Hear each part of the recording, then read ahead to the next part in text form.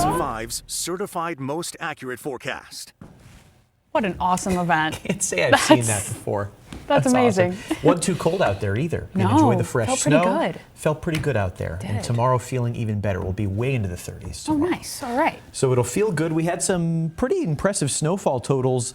A lot of towns on the eastern slopes, eastern Adirondacks, eastern Green Mountains, between 8 and 12 inches of snow. Warren, Washington County, Vermont, right in the Mad River Valley with a foot of snow. A lot of us, though, between 4 and 8 inches. And we are tracking more snow for southern parts of our region. There's a winter storm watch up for Bennington and Windham counties. Winter storm warnings in pink south of there. And from the north shore of Massachusetts all the way down to the Delmarva coast, we've got blizzard warnings in orange. First in 4 years for eastern Mass, first in 9 years for the New York City area, but we're missing out for the most part on that blizzard. We had a little sunshine up in the Northeast Kingdom, and that was really the only place for a change. Usually it's the other way around. You're stuck in the clouds, but we had some nice blue sky. It tried to make it toward the Burlington, Plattsburgh areas, but didn't quite do so before it went down. So a lot of us stuck in the clouds tonight. We've got a disturbance over Chicago. This is sort of the northern piece of energy that comes together and phases with this southern piece of energy. You see the moisture gathering from the Gulf and the Atlantic.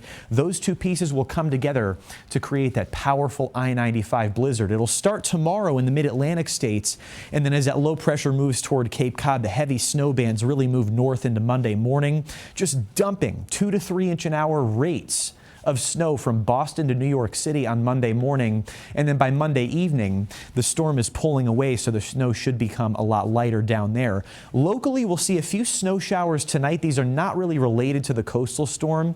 And even through the day on Sunday, there could be some on and off snow showers, especially over New York, with drier conditions as you go east. But none of this would be overly impactful. Probably no accumulation, maybe a little light dusting. And then tomorrow night into Monday morning, here comes the edge of that coastal storm. Again, it's hitting this wall of dry air. There's only so far north this snow shield can come. But Bennington and Windham counties will be snowing hard Monday morning.